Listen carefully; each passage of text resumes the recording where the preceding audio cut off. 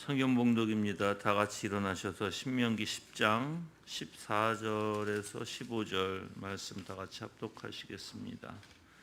신명기 10장입니다. 14절에서 15절 말씀입니다. 다 같이 읽겠습니다. 하늘과 하늘 위의 하늘, 땅과 그 안에 있는 모든 것이 다 여호와 내 하나님의 것이지만 여호와께서는 오직 내 조상에게만 마음을 두고 그들을 사랑하셨으며 모든 백성들 가운데 그들의 후손인 너희를 선택하셨으니 오늘과 같다. 아멘. 앉아주시길 바랍니다.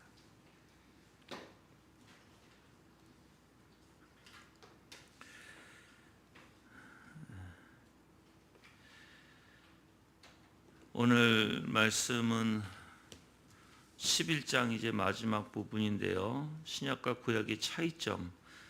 그래서 이 신구약 차이점은 처리 방법에서는 차이를 보일 수 있지만 본질상에서는 차이가 없다라는 것을 제가 말씀드렸고요. 그리고 구약은 장차 올 것의 그림자이기 때문에 상징적이며 예표적으로 우리는 해석해야 합니다. 그래서 첫째 차이점, 둘째 차이점, 셋째 차이점, 그리고 넷째 차이점까지 제가 말씀드렸고 오늘은 이제 다섯째 차이점 마지막 부분이에요. 그래서 이 다섯째 차이점은 이제 11절과 12절인데 이제 우리가 기독교 강요 2장 11장 11절부터 이제 시작합니다. 제가 그래서 구약은 한 민족, 신약은 모든 민족과 관련되어 있는 내용입니다. 그 11절의 내용이 그리스도 안에서 무너진 장벽이라고 표현되어 있습니다. 그래서 어떤 장벽이에요? 이방인과 그리스도, 이방인과 이스라엘의 장벽이에요. 그래서 다섯 번째 차이점은 구약에서는 어떻게 하셨어요? 한 민족을 택하셨어요. 그렇죠? 그래서 오직 이스라엘이라는 나라에 국한시켜서 하나님의 언약을 그들에게 주셨습니다. 근데 예수 그리스도께서 오시고 나서는 그게 다 무너졌다는 거예요. 이방인들까지 이제 하나님께서 다 부르십니다. 사실 신명기 32장 8절에서 9절까지 모세는 이렇게 얘기합니다. 지극히 높으신 자가 민족들에게 기업을 주실 때 인종을 나누실 때 이스라엘 자손의 수요대로 백성들의 경계를 정하셨도다. 여호와의 분깃은 자기 백성이라. 야곱은 그가 택하신 기업이로다. 이렇게 해요. 그래서 이스라엘 백성들이 하나님의 기업이라는 것을 나타내고 있습니다. 뿐만 아니라 오늘 말씀 신명기 10장 14절에서 15절 말씀 보라 하늘과 모든 하늘의 땅과 그 위에 모든 만물은 본래 내 하나님께 속한 것이로되 여호와께서는 오직 내 열조를 기뻐하시고 그들을 사랑하사 그 후손 너희를 만민 중에 택하셨습니다. 그래서 이스라엘 백성들을 하나님께서 모든 만민들 중에서 택하셨음을 나타내고 있습니다. 그래서 하나님은 사실 이스라엘 백성들을 이 모든 백성 가운데서 택하셨고 또한 오직 하나님의 이름을 그들에게만 나타내셨고 또한 그들을 나의 백성이라고 부르셨습니다. 즉 우리가 이 부분에 생각해 보면 하나님께서 언약을 누구에게만 주셨어요? 이스라엘 백성에게만 주셨어요. 구약에. 그리고 하나님의 임재 누구에게만 증거했죠? 바로 이스라엘 백성들에게만 증거하셨어요. 그래서 그들에게 특권을 주셨다라는 것이에요. 특권. 자, 그러면 여러분이 좀 생각해 보셔야 될 게 그러한 특권은 오늘날 교회에게 속한 거예요. 교회에게 하나님의 임재, 하나님의 약속, 또 하나님께서 우리에게 모든 특권을 교회에게 주신 것입니다.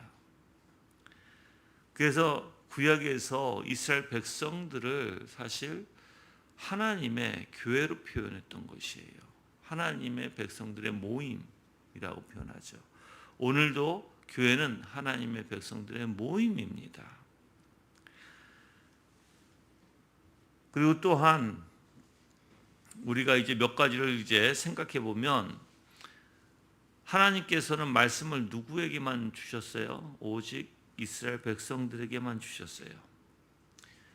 그리고 또한 이스라엘 백성들을 말씀으로 주심으로써 이스라엘 백성들과 같이 하나님과 결합을 시켰어요. 그리고 그 이스라엘 백성들은 하나님을 하나님이라 부르게 인정하셨다는 것이에요. 그래서 여러분들은 하나님의 백성들을 하나님께서 결합하시고 이스라엘 백성들이 하나님을 하나님으로 부르게 하신 그 일은 하나님이 그들과 관계가 있다는 것입니다. 그리고 하나님이 그들을 택하셔서 그들을 하나님의 백성으로 만드셨다는 것입니다. 뿐만 아니라 동시에 하나님은 그들이 자신과 전혀 어떤 관계가 없는 것처럼 허망한 가운데 모든 족속으로 자기의 길들을 다니게 묵인하셨다라고 얘기하시는데, 이 부분 무슨 뜻이냐면 이스라엘 백성 외에 다른 사람들은 그냥 허망한 가운데 그냥 내버려 두셨다라는 뜻이에요. 다른 사람들은. 그래서 다른 민족들은 어떻게 보면 파멸의 길을, 치료가 없게끔, 그러니까 치료가 없다라는 것은 말씀을 가르침도 없겠죠, 그들에게는.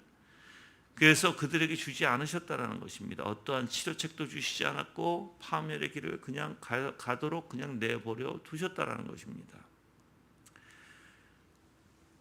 그래서 그때 당시에 이스라엘 백성들은 주님의 사랑하는 아들이었고 다른 민족은 이방인이라고 불렀던 것입니다. 또한 이스라엘은 확신 속에서 인정을 받고 받아들여졌고 하나님으로부터, 다른 민족들은 그냥 흑암 가운데 버려져 있다라는 것입니다. 여러분들, 흑암 가운데 버려져 있다는 것은 하나님의 말씀도 없는 것이고 하나님의 말씀도 듣지 못하는 것이고 가르침도 받지 못한다는 것이에요. 그냥 그들은 그냥 내버려 둔 것입니다. 그래서 어떻게 보면 말씀이 있는 곳에 생명이 있고 교회가 하나님의 말씀을 전파하고 선포하는 것은 너무나 복된 일이죠. 여러분들이 교회에 와서 하나님을 알고 하나님을 어떤 분이신지 배우면서 여러분들이 찬양하고 경배하는 것은 정말 복된 일입니다. 그게 이제 구약에서는 이스라엘에게 주어주셨지만 이제는 모든 민족에게 주셨는데, 특별히 교회라고 표현할게요. 사실 모든 민족 가운데 교회에게 주셨습니다. 그러면 교회 바깥에 있는 사람들은 뭐죠? 이제는 이방인이에요. 어떠한 민족을, 구약에서 이스라엘 백성이라는 한 민족을 택하셨듯이 이제 하나님께서 신약에서는 어떤 한 민족을 택하신 것이 아니라 교회, 모든 이방인들을 택하심으로써 교회로 오게 하시고 교회 가운데 모여서 모든 백성들이, 모든 족속들이 다 하나님을 찬양하게 하신 것입니다.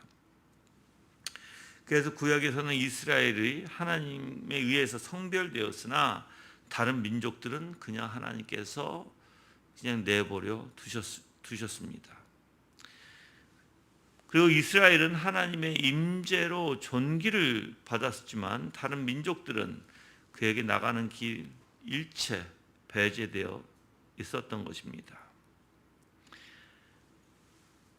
그런데 이제 하나님께서 만물을 이제 회복시키기로 정한 때, 그때가 어떤 때예요? 바로 예수 그리스도가 이 땅에 성육신으로 오신 때예요.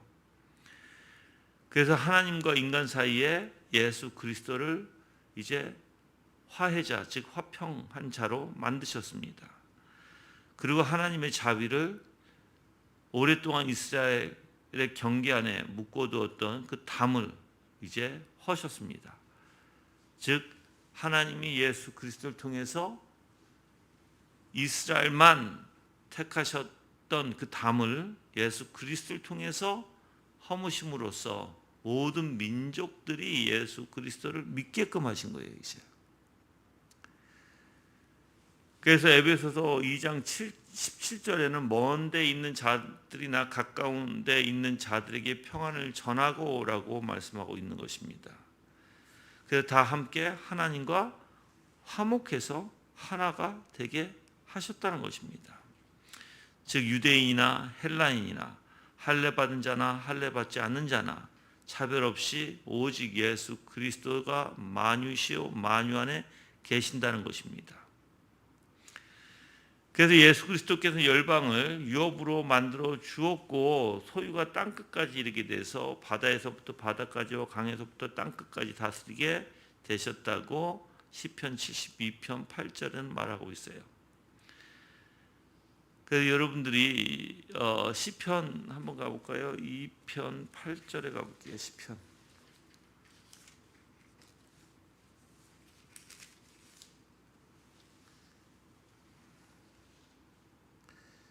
2편 8절에 보면 너는 내게 구하여라. 내가 민족들을 내 유업으로 줄 것이니 내 소유가 땅 끝까지 이를 것이다. 이렇게 했어요. 바로 이게 예수 그리스도를 통해서 하나님께서 그 열방을 유업으로 만들어 주셨다는 내용입니다.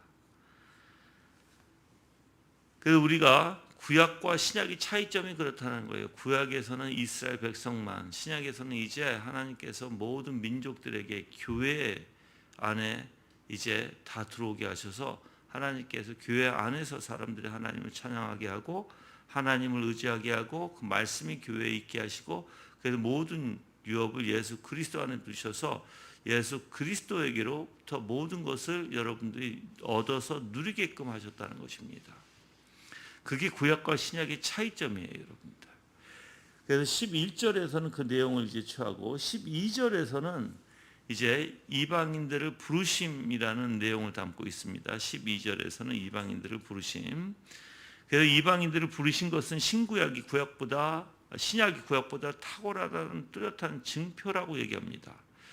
왜냐하면 이방인들은 구약에서부터 부른 거예요. 물론 구약에서도 이스라엘 백성들 안에 이방인이 있었어요. 그렇지만 하나님께 대대적으로 이방인들을 부르시지는 않았죠. 구약에서는. 근데 신약이 사실 이 예수 그리스도께서 십자가에서 죽으심으로부터 모든 민족들을 하나님께서 부르셨다는 것입니다. 그래서 이 사실이 구약에서 선지자들도 이러한 많은 예언을 했고 또한 그것을 증명했습니다. 즉 메시아의 왕국이 이 땅에 나타날 때까지 하나님께서 모든 이방인을 부르시는 것이 연기된 것으로. 그래서 구약에서는 그걸 바라봤죠. 모든 민족이 다 하나가 돼서 하나님을 찬양하는 것을 구약에서는 바라만 볼 뿐이었어요. 이루지는 않았어요. 그렇지만 이제 신약에 와서 그 성취는 바로 메시아 왕국에서 모든 백성들을 이 모든 민족들을 다 불러서 하나님께서 하나가 되게 하시는 그 예언이 구약에서도 많이 선포가 되어졌던 것입니다. 또한 예수님조차도 전도 초기에는 어떻게 보면 이방인들을 향해서 사실 좀 뭐랄까 이렇게 선을 그으셨죠. 왜 그러냐면은 나는 이스라엘 백성에게 온 것이지 걔들에게 오지 않았다라고 얘기하심으로써 본인이 아직까지 때가 되지 않았음을 분명히 얘기하신 거거든요. 근데 희한하게 예수 그리스도께서 십자가에 달리시고 속죄를 이제 완성하시고 빌립보서 2장 9절에서 10절 한번 가서 볼게요. 빌립보서 2장 9절과 10절의 말씀을 보시면 그러므로 하나님께서 그분을 지극히 높여 모든 이름 위에 뛰어난 이름을 주셨으니 이는 하늘에 있는 것이나 땅에 있는 것이나 땅 아래에 있는 것들의 모든 무릎을 예수님의 이름 앞에 꿇게 하시고 모든 입이 예수 그리스도를 주님이라 고백하게 하여 하나님 아버지께 영광이 되게 하셨다라고 얘기하죠. 즉 속죄 사역을 완성하시고 치욕받으신 때를 끝내신 후에 십자가의 사건이 이루어진 이후에 하나님께서 모든 이방인들에게 문을 여셨다는 거예요. 모든 이방인들에게 문을 열어주셔서 사실 이방인들이 이제 예수 그리스도께서 십자가의 죽으심을 통해서 다 예수님 앞에 나오도록 하셨다는 것입니다. 근데 예수님께서도 초기 때 뭐라고 하셨죠? 가나안 여인에게 마태복음 15장 24절에 보면 이스라엘 집에 잃어버린 양에게 온 것이지 이방인들에게 보냄을 받지 않았다라고 말씀하시거든요. 그리고 또한 마태복음 10장 5절과 6절에 가볼까요? 마태복음 10장 5절과 6절에 보시면 예수께서 이 12를 보내시며 그들에게 명령하여 말씀하셨다. 이방인들의 길로 가지 말고 사마리아인들의 성읍에도 들어가지 마라. 오히려 이스라엘 집에 잃어버린 양들에게 가라, 이렇게 얘기하시죠. 예수님의 초기 사역에도 그랬어요. 그렇지만 예수님께서 십자가에 달리시고 속죄를 완성하신 이후에는 이제 모든 게 다 바뀝니다. 이방인들에게도 이제 그러한 문이 이제 열리게 되고, 그래서 사도들 보고 어떻게 했어요? 가서 이방인들에게 전도도 하게 하셨죠. 물론 이러한 소명, 즉 이방인들에게 전도해서 예수 그리스도를 전하게끔 하셨던 그 사역에는 사도들이 맨 처음에 굉장히 낯설었을 거예요, 여러분들. 그렇죠? 왜냐하면 그들의 사고는 어떤 사고였어요? 자기 이스라엘 백성들만 선택받은 백성인 줄 알았던 것이죠. 그래서 굉장히 너무 새롭고 낯선 것이어서 무슨 괴상한 일이나 하는 것처럼 느껴졌다라고 칼빈은 얘기합니다. 하지만 하나님이 하라고 하시니까 떨리는 마음에 시작을 했습니다. 그래서 어떻게 보면 갑자기 이제 그러니까는 승천하시고 난 이후에, 그러니까는 예수 그리스도께서 십자가의 대속을 이루시고 그 부활하시고 승천하셨잖아요. 그리고 이제 사도들에게, 이방인들에게 전파하라고 말씀을 하신 갑작스러운, 어떻게 보면 그들 생각에는 갑작스럽게 그 하나님의 계획이 변경되었다라고 생각했을 거예요. 어쩌면 그렇게 이치에 맞지 않아 보였을 수도 있습니다.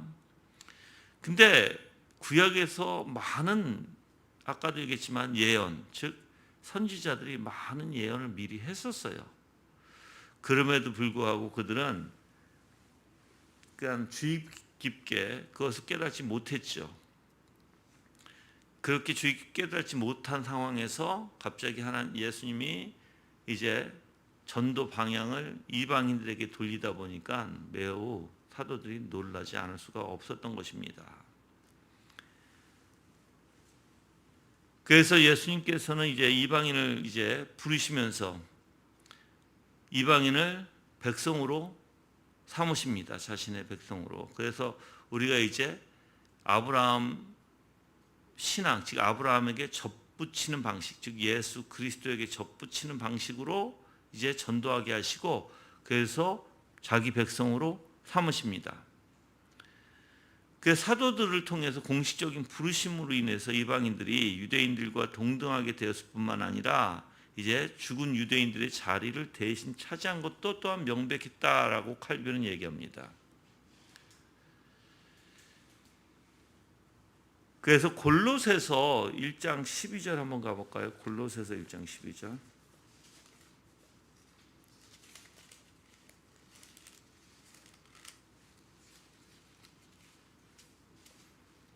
골로새서 1장 26절입니다. 죄송합니다. 26절에 보면 모든 시대와 세대로부터 감춰왔던 비밀이 이제 그분의 성도들에게 드러났다, 이렇게 얘기해요. 하나님께서는 이방인들 가운데서 이 비밀의 영광의 풍성이 무엇인지 그분의 성도들에게 알리고자 하셨다. 이 비밀은 너희 안에 계신 이 그리스도 곧 영광의 소망이시다 했어요. 즉 이제 이방인들에게도 이 비밀을 알게끔 하셨다는 거예요. 비밀을. 그래서 여러분들이 즉 구약에서부터 예수 그리스도의 십자가의 대속을 통해서 이제 이방인들에게도 문이 열린 거예요. 우리에게도 문이 열려서 지금 우리가 교회를 세우고 또한 교회 안에서 말씀을 전하고 예수 그리스도를 중심으로 두는 그 사역을 하는 이유가 거기 있는 거예요. 만약 이방인들에게 부르심을 주시지 않았으면 우리 또한 사실 하나님 앞에 나갈 수가 없었겠죠.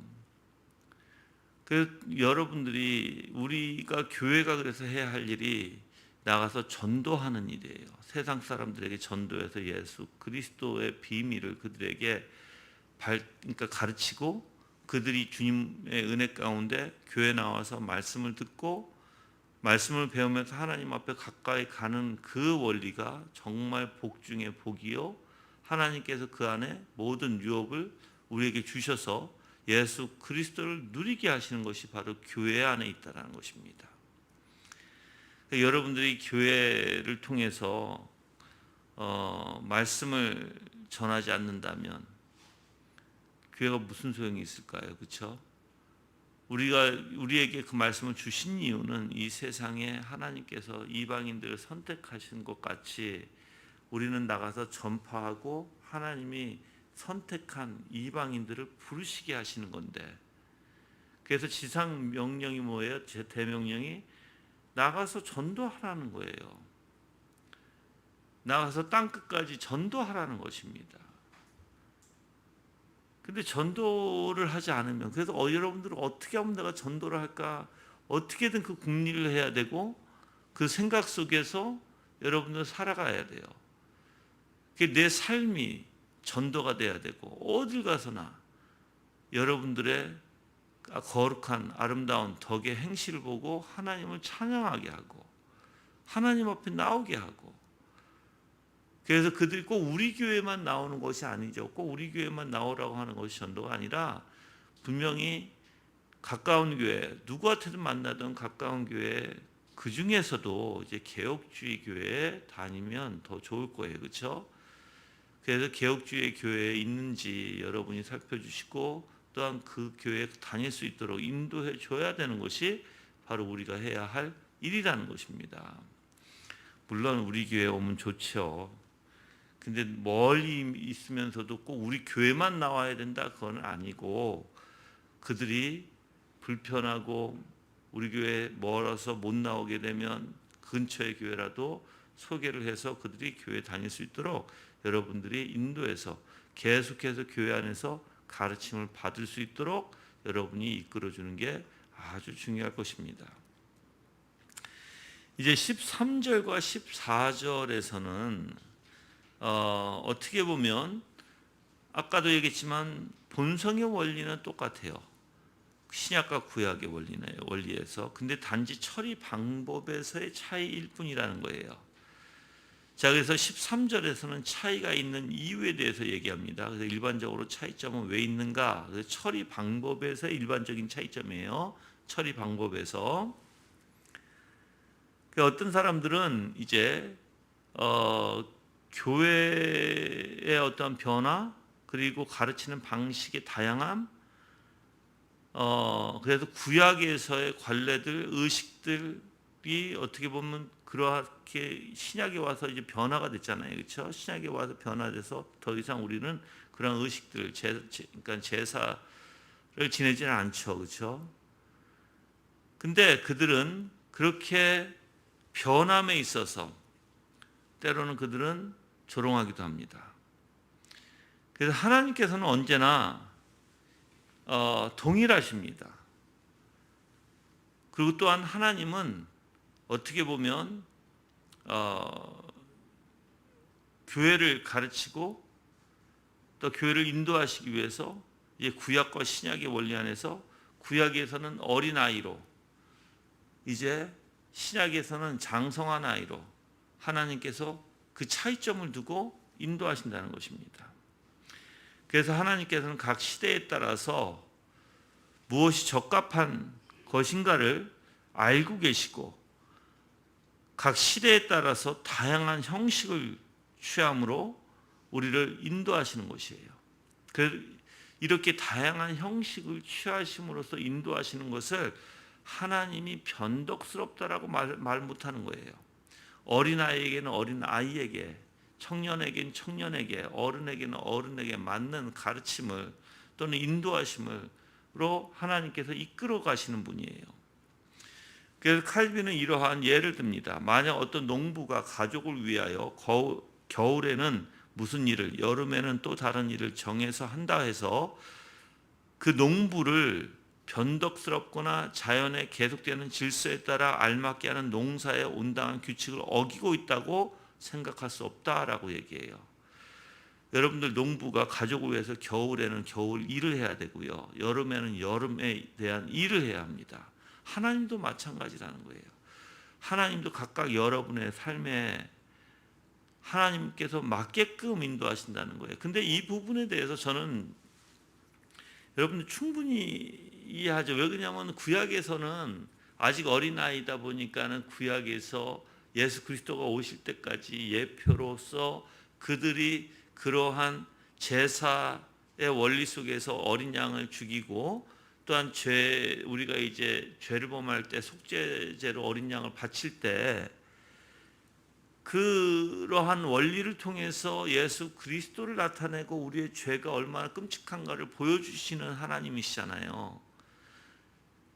그렇다고 해서 그 예수 그리스도가 이제 완전한 분이 오셔서 그걸 이루셨으면 더 이상 그건 필요가 없잖아요. 구약에. 그래서 그걸 어린 아이로 표현하는 거거든요.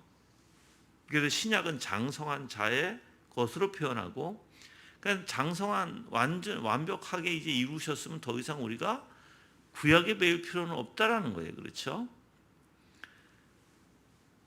근데 이러한 부분에서 하나님께서는 다양하게 여러분이 지금도 마찬가지일 거예요. 각 성도들에게도 다양하게 그들의 상황에 맞게끔 현실에 맞게끔 그 믿음에 따라 각각 믿음의 분량에 따라 하나님이 인도하실 거예요. 그렇죠?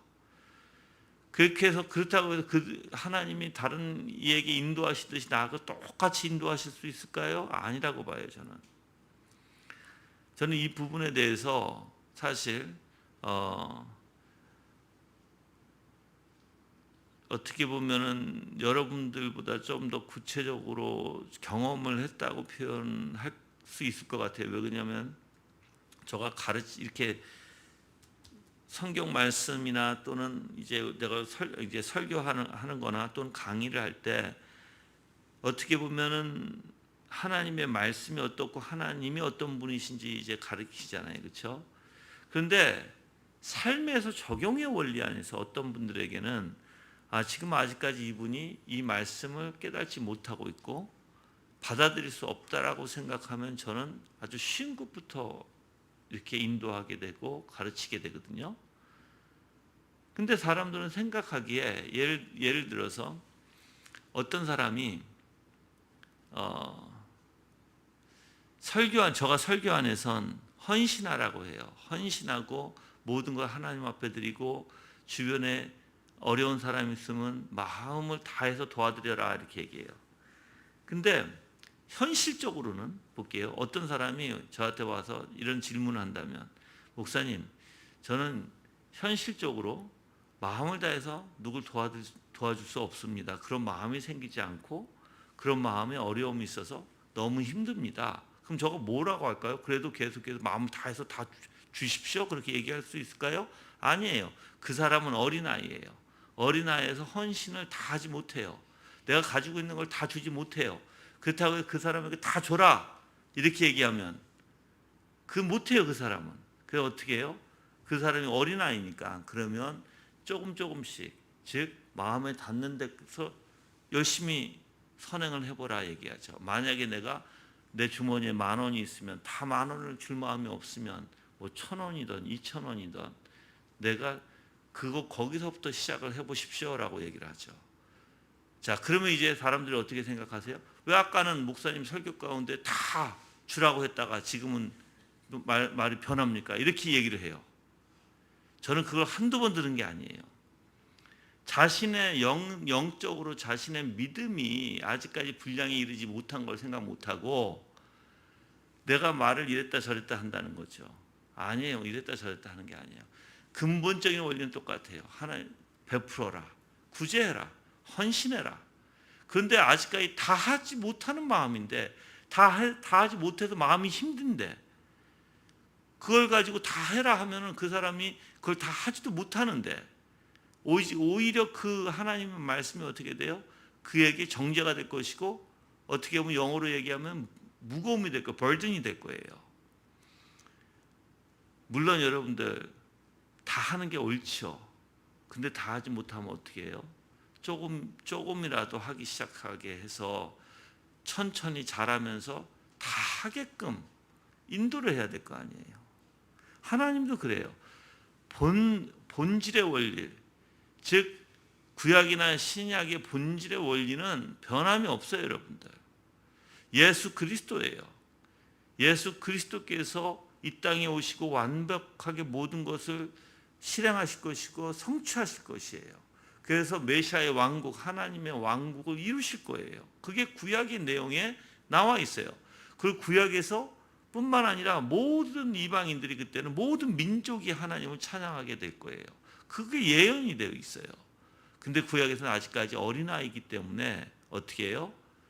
여러 가지 모양으로 여러 가지 표로 보여주고 그것을 믿는 믿음에서 하나님이 보이게 했던 거예요. 할례를, 그러니까 믿음이 연약한 자에게 할례를 베푸게 하셔서 하나님의 약속을 바라보게 하셨듯이 똑같이 여러 가지의 제사의 표로 인해서 즉 오실 메시아를 생각하게 하고 또한 완성하실 메시아를 바라보게 하셨던 것이죠. 그래서 칼빈 또한 이렇게 얘기합니다. 가장이 자녀들을 교육하고 다스리고 인도할 때 유아기에는 이렇게, 청년기에는 저렇게, 그리고 성년이 되었을 때는 또 다르게 한다 해서 우리는 그를 변덕쟁이라 할 수 없을 것이며 그가 목적을 포기했다 말할 수 없을 것이다 라고 얘기해요. 맞아요.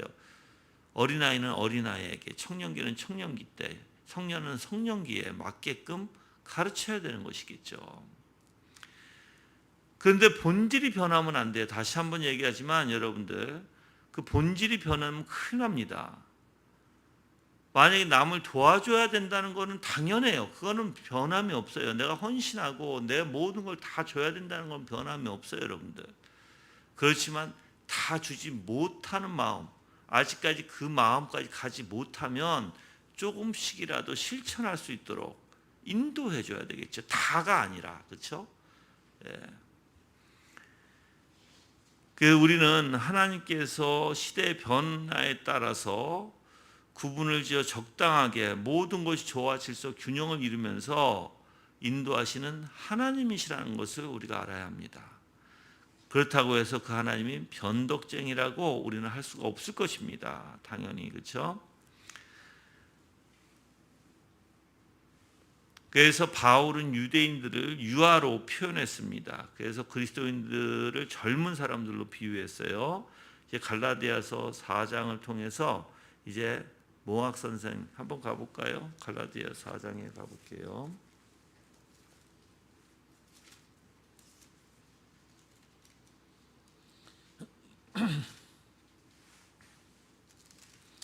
(1절부터) 읽을게요. 내가 또 말하는데 상속자가 어린아이일 때는 모든 것의 주인이면서도 종과 다름이 없으며 아버지가 정한 때까지 후견인과 청직이 아래 있다. 이와 같이 우리도 어린아이였을 때에는 세상의 초보적 원리들 아래서 종노릇하였다. 그러나 때가 찼을 때에 하나님께서 자기 아들을 보내셔서 여자에게 나게 하시고 율법 아래 나게 하셨으니 이는 율법 아래 있는 자들을 속량하시고 우리로 아들의 신분을 얻게 하려 하시는 것이었다. 그런데 너희는 아들들이므로 하나님께서 자기 아들의 영을 우리의 마음속에 보내셔서 아바 아버지라 부르게 하셨다. 그러므로 너는 더 이상 종이 아니고 아들이다. 아들이면 또한 하나님으로 말미암은 상속자다라고 얘기했어요. 그래서 우리가 만약 하나님을 알지 못했을 때는 언제요? 본질상 신들이 아닌 것들의 종로를 타였으나 이제는 너희가 하나님을 알 뿐 아니라 오히려 하나님께서 아시는 바가 되었는데 어찌하여 다시 약하고 천한 초보적인 원리로 돌아가서 새롭게 그것들에게 종로를 하려느냐라고 얘기해요. 즉 구약에 있던 그러한 제사나 그러한 숭배나 이런 것들을 왜 하려고 하느냐라는 것이에요. 똑같아요, 여러분들. 그래서 우리 오늘날도 똑같아요. 당연히 지금 그리스도인들 우리가 말씀을 듣고 말씀을 읽는 원리 안에서 당연히 교회에서 어린아이도 있고 또한 청년기 때도 있고 또한 어떤 사람은 성년에 영적으로 얘기하는 거예요. 성년에 임한 사람도 있을 것이에요. 그 사람마다 가르침이 다를 것이고 교육이 다를 것이고 또한 그들에게 어떻게 보면 훈련 과정도 다를 것이고, 또한 그들에게 어떻게 보면 카운셀링 해주는 그 원리도 다를 것이에요. 그래서 하나님께서는 유대인들에게 그 시대에 맞도록 하나님께서는 인도하신다는 것입니다. 어린아이는 어린아이처럼, 청년은 청년처럼 훈련하시고 또 어른다운 훈련으로 가르친다는 사실을 우리가 알아야 합니다. 자, 하나님은 변함이 없으시죠. 그래서 모든 시대에 걸쳐서 같은 교리를 가르치십니다. 처음부터 그들에게 명한 것은 사실 하나님의 이름을 예배하도록 하신 것이죠. 그 하나님을 예배하도록 하셨는데 어떤 형식과 방법이 바뀌었다고 해서 그분이 변했다고 할 수 없죠. 구약에서는 제사로 하나님 앞에 예배드렸다면 신약에서는 우리 제사는 안 드려요, 여러분들. 예수 그리스도께 완성하셨기에. 그렇다고 해서 하나님이 변덕스러운 하나님이라고 우리는 부를 수 없다는 것입니다. 변하는 것은 인간이 변하죠. 인간의 능력이 부족하고 인간이 깨닫기가 힘든 거기 때문에 하나님께서 여러모로 우리에게 어떻게 하셨어요? 즉 깨닫게끔 인도하시는 거예요. 시대에 따라서 우리에게 어떻게 보면 눈높이를 낮춰주시고 우리가 하나님을 올바로 깨달을 수 있도록, 그래서 더 알 수 있도록, 그래서 더 우리에게 어떻게 성찬의 원리도 마찬가지죠. 여러분 배웠듯이 그 구약에서부터 신약에까지 하나님께서 계속해서 우리를 가르쳐 주시는데 우리가 제대로 이해하지 못하고 우리가 변덕스럽고 우리가 우리 자신에게 적응을 못 시키는 것입니다. 하나님이 아니에요, 여러분들.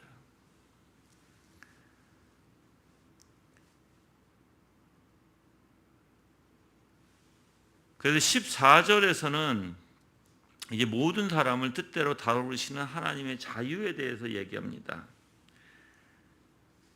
즉 반대자들, 하나님이 변덕스럽다고 얘기하는 반대자들이 왜 처음부터 말씀으로 상징이나 예표 없이 말씀으로 정확하게 가르치지 않았나라고 질문할 수 있어요, 그들이. 근데 칼빈은 이렇게 얘기합니다. 만약에 그렇게 반문한다면 이건 하나님과 싸우려고 하는 태도다라고 얘기해요. 모든 경건한 자들이 믿어야 하는 것처럼 우리가 흔히 왜 그렇게 했는가 하는 이유를 알 수는 없을지라도 하나님께서 모든 일을 지혜롭게 또 공정하게 처리하셨다는 사실을 의심하지 말자라고 칼빈은 얘기해요. 우린 잘 몰라요. 다 할 수는 없어요. 하나님이 어떻게 섭리하시고 어떻게 다스시고 어떻게 통치하시고 어떻게 우리 이끌어 가시는지, 구약 사람들은 왜 그렇게 하셨는지 대충은 알지만 완벽한 건 몰라요. 그렇지만 하나님이 잘못하셨나요? 아니에요. 잘못하지 않으셨어요. 하나님은 참되세요. 우리가 잘못된 것이죠. 우리가 이해하지 못한 것이고, 그렇죠? 그래서 모든 하나님은 지혜롭게 공정하게 하나님 처리하시는 하나님이십니다. 하나님께서 우리들이 알지 못하는 숨은 계획을 가지고 계실 수도 있습니다. 그렇죠? 그래서 우리에게 다 드러내지 아니하실 수도 있어요, 여러분들. 만약에 그런데 여러분들이 그걸 인정하지 않는다면 그것은 너무나 오만한 태도라고 칼빈은 얘기합니다. 그래서 하나님께서 동물의 희생제사와 레위 제사직의 모든 제도들을 옛날에는 기뻐하셨는데 지금은 경멸하고 증오하시는 것으로 말한다, 이렇게 그렇게 말한다라고 반대자들은 얘기한다는 거예요. 옛날에는 기뻐하셨다가 지금 왜 그거 안 하셔? 그걸 왜 지금 그거는 혐오하신다고 얘기하셔? 그렇게 반대자들이 얘기하는 거예요. 근데 여러분들 하나님은 어떻게 보면 이러한 구원하시기 위해서 여러모로 인간들을 구원하시기 위해서 여러모로 하나님께서 우리에게 이해시키고 또한 더 알게 하시고 또한 우리의 죄성을 아시기 때문에 올바른 길로 이끌어 가시기 위해서 구약에서는 그 모양으로, 오늘은 이 모양으로 가르치시고 이끄시는 것입니다. 반대자들과 같이 그렇게 하나님이 이랬다 저랬다 하시는 하나님이 아닙니다. 그래서 칼빈은 또한 이런 예를 들어요. 의사가 어떤 청년의 병을 최선의 방법으로 고쳤으며 이제 그 청년이 늙었어요. 이제 나이가 들어서 이제 다시 그 사람이 병원에 왔어요. 근데 그 의사가 이제 다른 방법으로 그를 치료한다 해서 그 의사가 잘못됐는가라고 물어봐요. 아니라는 거예요. 청년은 청년 때에 청년의 몸에 맞게끔 만약에 어떻게 보면 최선을 다해서 고쳤다면 이제 나이가 들어서 왔을 때 나이에 먹은 그 나이 든 몸에 맞게끔 의사가 처방하고 고친다는 것입니다. 청년의 방법으로 계속해서 나이 들었을 때도 그런 방법으로 할 수 없는 게 아니라 그 몸이 받아들이지 못하니까. 그래서 예전의 치료법을 보존하고 있지만 다만 청년의 연령을 고려해서 다른 치료법, 나이에 따라서 했던 것인데 그게 잘못이 될 수가 없다라고 칼빈은 얘기해요. 똑같이 구약에서 젊은 어린 아이로 취급해서 하나님이 역사하셨듯이 지금은 이제 우리가 더 구약 시대보다 더 성장해서 청년의 시대, 어른의 시대에 와서 하나님께서 이제 오직 우리에게 말씀으로 주시는 것이 그게 잘못됐는가라고 칼빈은 반문하고 있어요. 구약에서는 오시지 아니하는 메시아를 앞으로 오실 것을 선포하는 데 필요한 표징과 이제 신약에서 계시된 바로 그 메시아 그리스도를 나타내는, 그래서 계시된 메시아를 우리는 선포하고 있죠. 구약에서는 오실 메시아에 대해서 선포하고 표징을 나타냈죠. 그래서 구약과 신약의 차이가 분명히 그렇게 있다는 것입니다. 그리스도의 강림 후 하나님의 부르심은요, 모든 백성들에게 미치도록 더 광범위하게 행해졌고요, 성령의 은혜는 전보다도 풍부하게 내려진 것입니다. 그래서 구약과 신약의 차이가 그거예요. 구약에는 하나님의 선택한 백성들, 하나님께 쓰실 백성들에게만, 소수에게만 성령의 놀라운 역사가 일어났지만 이제 신약에서는 모든 백성에게, 모든 믿는 자들에게 하나님께서 더 광범위하게 은혜를, 성령의 은혜를 풍부하게 내리셨다는 것입니다. 그래서 하나님의 뜻대로 은혜를 베풀어 주신다는 것, 하나님의 뜻대로, 하나님께 원하시는 대로, 하나님의 주권에 하나님이 원하시는 뜻대로 하신다는 것입니다. 그래서 하나님이 원하시는 곳에 자기의 말씀을 전하도록 하셨고요, 원하시는 방법과 처방대로 또한 교훈을 시켜주셨고, 또한 전진하게 하셨고, 또한 성취해 나가시는 분이시라는 거예요. 근데 만약에 우리가 이런 하나님을, 그래서 하나님이 역사, 하나님이 일하시는 걸 우리가 하나님 앞에 맡겨야 되는데 그러지 못하고, 하나님이 지금 아무런 말씀이 없다고 해서 하나님이 역사 안 하시는 게 아니거든요. 지금도 역사하고 계세요. 그런 하나님을 여러분은 보실 수 있는 눈을 가지셔야 돼요. 그렇게 성장하셔야 돼요. 오늘도 여러분의 삶 가운데 역사하시고 이끌어 주신 하나님, 오늘도 개입하시고 인도해 주신 하나님. 그래서 오늘도 여러분들이 정말 비대면이지만 이렇게 하나님의 말씀을 들을 수 있는 그 은혜가 무엇인지도 여러분들이 깨닫고, 왜 하나님이 지금 이런 말씀을 여러분들의 귀에 들려주시죠? 하나님은 하나님의 주권으로 여러모로 하나님이 원하시는 방법대로 하시는데 그 방법이 최선이에요. 최선. 그것보다 더 좋을 수는 없어요. 구약의 시대는 구약의 시대대로, 신약의 시대는 신약의 시대대로, 똑같이 여러분의 지금 상황에서는 지금의 상황대로, 또 내일은 내일대로, 내일 모레는 내일 모레대로 앞으로 하나님이 역사하실 거예요. 그렇게. 물론 나한테 힘든 일이 있고 내가 이해하지 못할 때가 있어요. 그렇지만 하나님을 믿으세요. 하나님은 좋으신 분이고 분명히 하나님은 하나님의 그 선하신 뜻을 이루어 나가시는 분이시기 때문입니다. 그래서 하나님이 원하시면 자비로, 하나님이 원하시면 회복시키시고, 하나님이 원하시면 사랑과 긍휼로 나타내 주시는 것입니다. 그게 잘못됐나요? 잘못되지 않았다라는 것입니다. 그 때로는 불경건한 자들을 사용하시고 하나님의 경건한 자들을 괴롭히게 하시죠.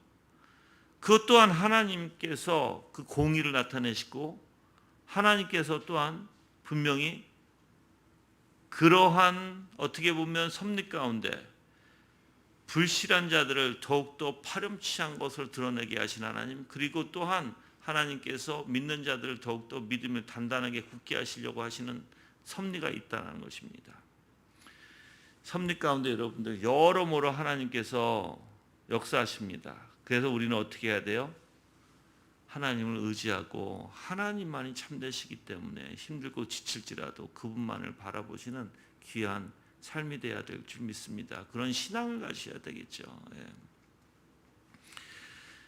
이제 정리해서 제가 마치는데, 구약 백성들 역시 신앙의 내용은요, 영원 구원에 있어요. 구약 백성들도. 신약 백성들도 동일하게 영원 구원에 있습니다.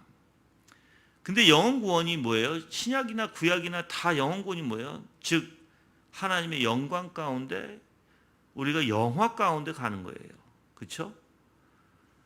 그래서 그 소망 속에 살아가는 거예요. 구약이나 신약이나. 뿐만 아니라 구약과 신약의 그 신앙의 사이에서는 차이점도 분명히 있는 것은 사실입니다. 그리스도인들이 사실 어떻게 보면 구약과 신약의 이러한 신앙의 차이점을 제대로 이해하지 못하고 있으면 잘못된 부작용이 일어날 수도 있어요.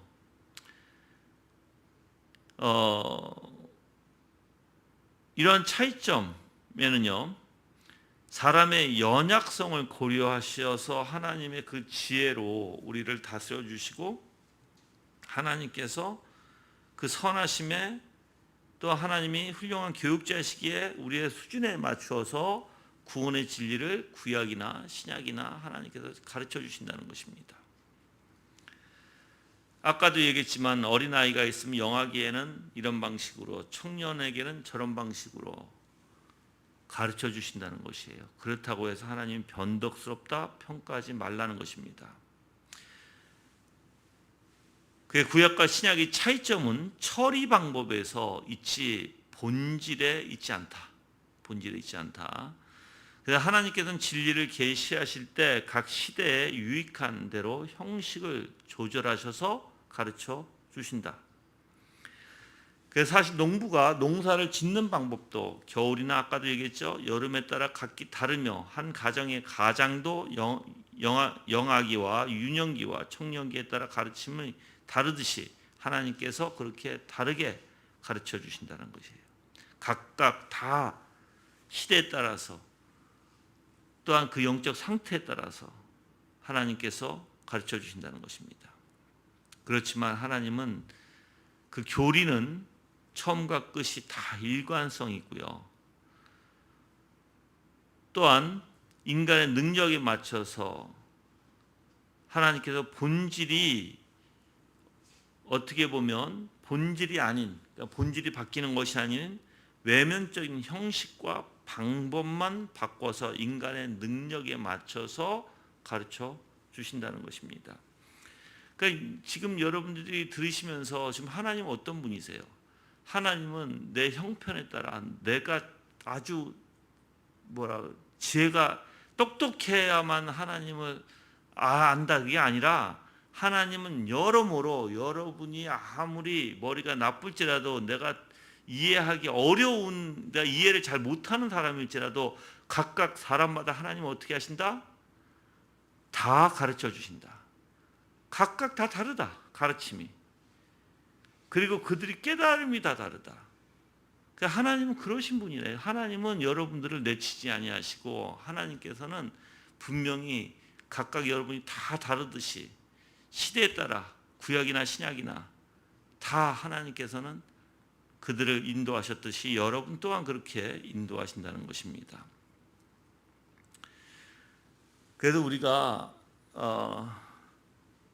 하나님은 지혜로우시고 현명하시고 공정하시고, 그래서 물론 그 방법의 차이는 있지만 하나님께서는 그 본질의 차이는 없으신 하나님. 그래서 오시지 않는, 이제 구약에서 아직 오시지 않은 그리스도를 나타낼 때 하나님께서 여러 가지의 방법과 여러 가지 표징으로 바로 예수 그리스도를 나타내셨고, 지금 오신 이후로는 하나님께 성령을 통해서 우리에게 은혜를 내려주시고 풍부하게 더 깨닫게 하심으로 더욱더 하나님의 하신 일에 대해서 확실히 더 알게 하시는 하나님이시죠.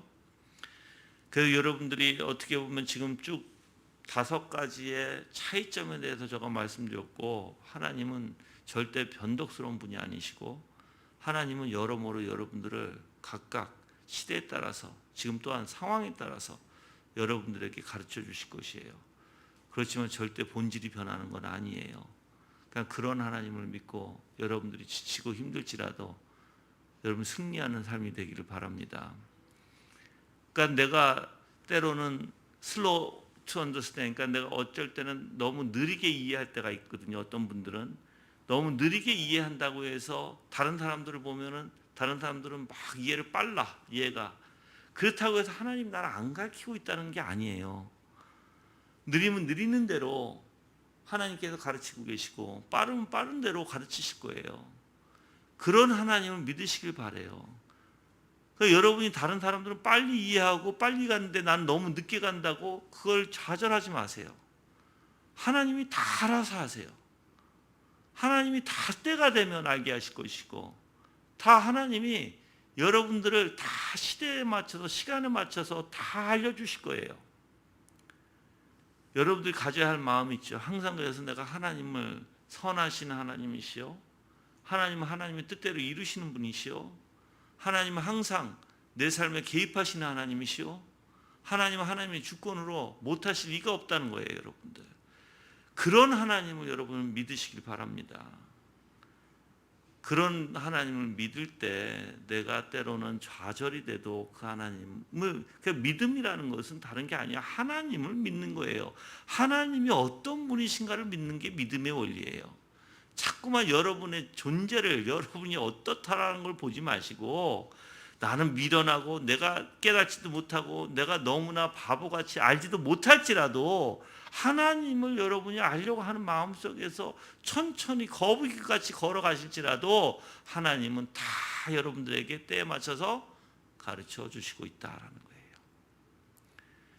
그래서 여러분들이 한번 생각해 보세요. 과거에 알던 내가 하나교회 와서 맨 처음에 아무것도 몰라고 아무것도 막 혼동이 되고 혼란스럽게 있었던 때와 지금과 비교해 보면 많이 달라졌을 거예요.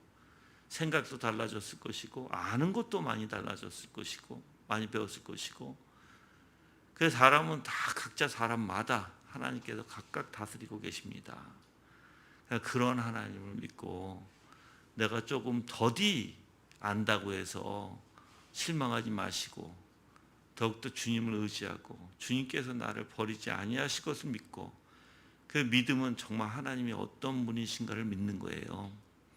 그래서 그 믿음을 그분에게 두는 거예요. 그게 신앙의 원리입니다. 자꾸만 이 세상에 나와 혼합시키지 마세요. 나라는 존재는 믿을 존재가 안 돼요. 나라는 사람을 보면 때로는 너무 형편없고 때로는 잘하다가도 획가닥하는 사람들이 우리예요. 여러분, 인간이에요. 그러니까 인간을 바라보지 마세요. 오직 하나님만 알고 하나님만 의지하고 하나님만 붙들며 나가시길 바랍니다. 그게 여러분들에게 복이 되는 거예요. 그래서 교회에서는 하나님을 말씀을 가르치고 하나님이 어떤 분이신지를 가르치는 게 교회의 원리고요. 여러분은 그 말씀을 들으면서 정말 복된, 하나님을 안다는 것 자체가 복된 것이에요. 여러분들, 그런 하나님이시니까 여러분들이 앞으로도 그렇게 정말 주님을 의지하며 하나님이 어떤 분이신지 알며 그분을 의지하며 나가기를 바라요.